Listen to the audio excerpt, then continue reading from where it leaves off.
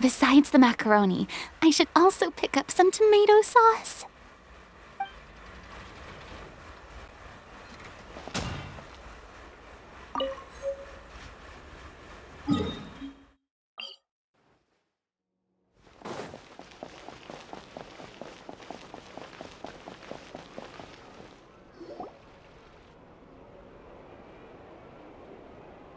All right, this is the place.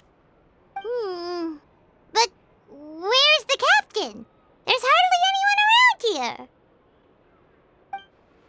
She's over there. The one with an eye patch reading in front of the newsstand. Oh, her! Paimon could tell there was something different about her. She seems kinda intimidating. Please wait here for a moment.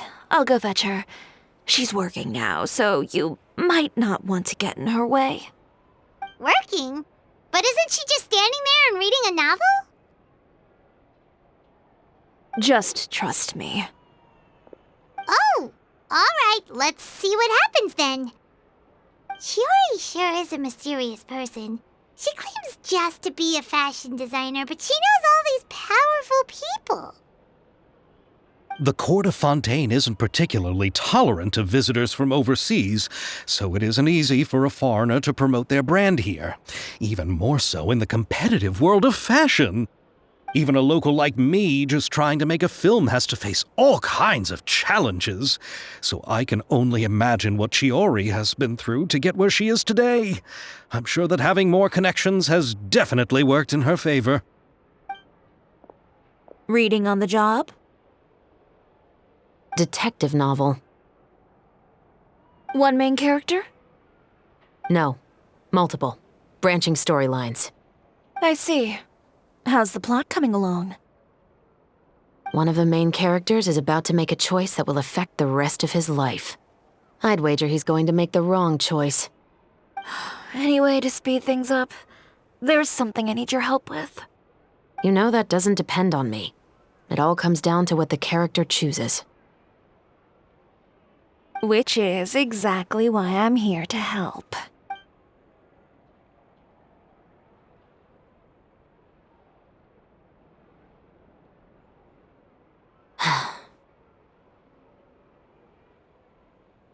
All right. It appears he made the wrong choice in the end. Halt! Huh? What's going on? Hand over whatever you're holding. Oh, it's just a book. I didn't buy anything else. Then I'm sure you wouldn't mind letting me have a look. Excuse me, officer. I don't mind you standing around here, not purchasing anything, but I'd prefer if you didn't disturb my customers. It's bad for business, you know. Don't give me that act. You won't be able to get off so easily either. I am Chevraz, captain of Fontaine's Special Security and Surveillance Patrol. I will say this one last time. Hand over whatever you're holding at once. And before you do anything unwise, let me remind you that I'll have you on the ground before you can even think about making a run for it. All right. I'll give it to you. But please let me say something first. If there's any contraband in that book, then the shopkeeper here is the one who slipped it in. I don't have anything to do with this.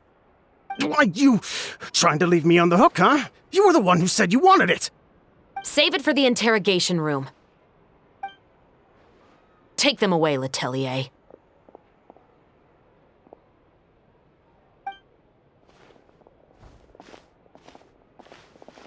What's going on here? One second you're reading a book and the next you're escorting people away. And who are... Oh! Aren't you the traveler who's been all over the papers recently? Shiori, I'm assuming what you wanted to ask me about has to do with them, right? Maybe I can let you in on what's happening then. Now that Vacher has been brought to justice, no new shipments of synth will be made and distributed to sellers. The Fontaine guards have been busy collecting the remaining synths still circulating on the market. Thanks to a tip from our reliable source here, this should be the very last batch. Oh, so you were pretending to read a book in order to catch the bad guys. Oh, Paimon almost forgot to introduce ourselves. Paimon is Paimon, and this is the Traveler and Xavier. Hey, I'm Chevraz. You probably already heard me introduce myself, so I won't bother repeating it. Yeah, why didn't you make a move as soon as you had the chance? Were you worried that my intel wasn't accurate? No, I wanted to see if the shopkeeper would turn himself in first. All he had to do was come up to me and say that he didn't know where the synth had come from. If he did that, then I wouldn't have had to press charges on him. He had the whole day to turn the synth over to Chevreuse. But instead, the moment I came up and blocked Chevreuse's line of sight, he took the opportunity to sell it off. Yep, he made the wrong choice, even though the right choice was right there in front of him. But you knew they wouldn't make the right choice. Yeah, I knew. I was just hoping I'd be wrong for once. Enough about that, though. What did you want to ask me about? Oh, you see, it's like this.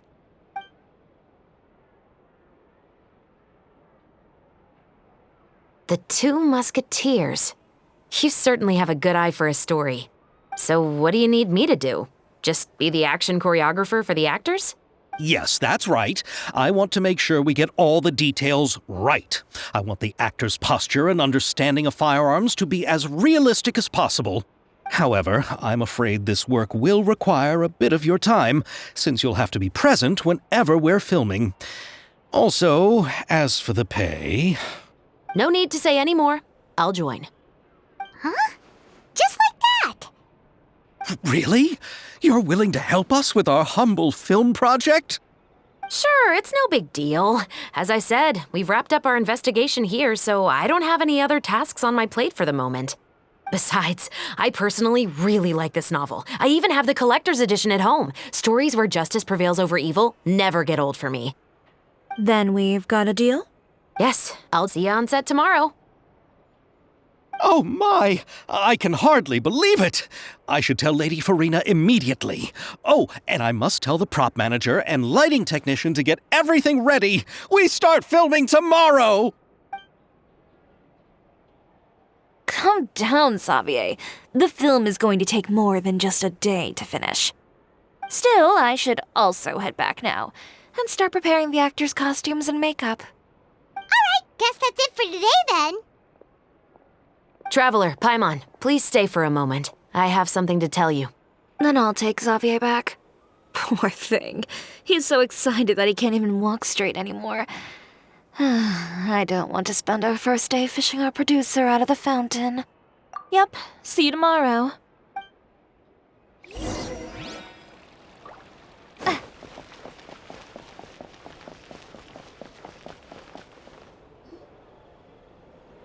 So what did you want to tell us, Chevreuse? Have you read The Two Musketeers? The story is about a pair of children born into the household of a baron and their struggle to survive together and take revenge for their mother. They were raised at the baron's estate, where their mother worked as a maid. The two were illegitimate children that the baron had with the maid, so they were never treated well by anyone. One day, upon returning home, they found their mother had been murdered and left dead on the floor. It was quite evident that the culprits were the other members of the baron's household, who never had any kind words to say to them. However, the baron was able to exert his influence and keep the whole thing under wraps. The mother's death was eventually deemed as a suicide, and there was no chance of bringing her murderers to justice. The two siblings decided to flee and someday avenge their mother. Many years later, members of the baron's family suddenly started turning up dead one after the other, all killed by gunshot. A rainbow rose was found on each of the victims' bodies, being the flower that the kid's mother liked best. The baron believed that the mother's soul had come to take vengeance on him, so he lived in fear each day.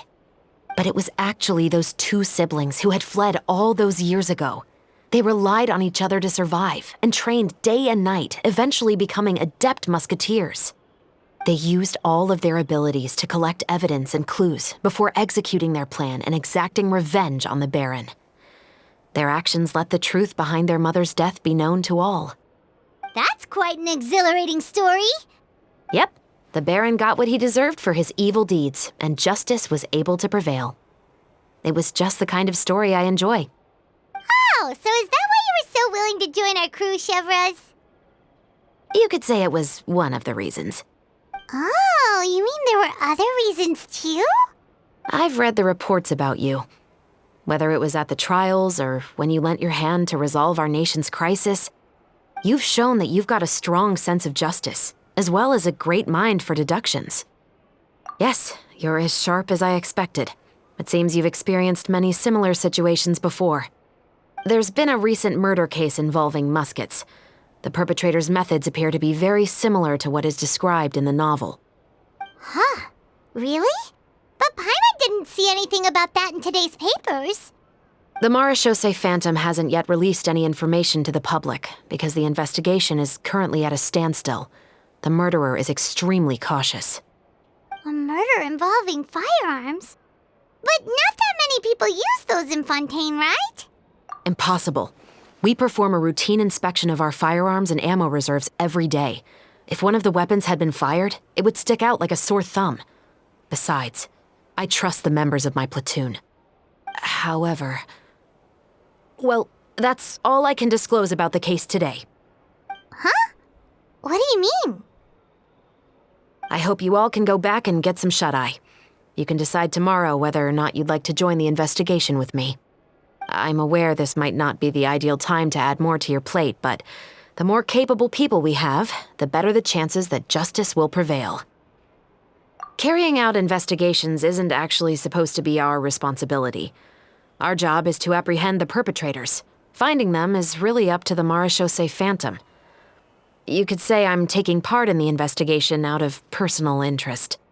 I don't want people to see muskets in a negative way, and also, I'm concerned about the similarity between the crimes and the story. You mean they might be connected somehow? I suspect so. Just to make myself clear, this is not an order, nor is it a deal of any kind. It's a request, nothing more. If you two have any interest in the case after we finish filming tomorrow and are willing to assist me, then I would be most grateful. What do you think, Traveler? Yeah, you're right. Paimon's getting a little tired, too. We've really been hustling all day. You'd better head back and get some rest. It's good to keep a calm mind, especially when you're about to make an important decision. Otherwise, when the moment comes, you might end up like that shopkeeper and not even realize that the right choice is right there in front of you.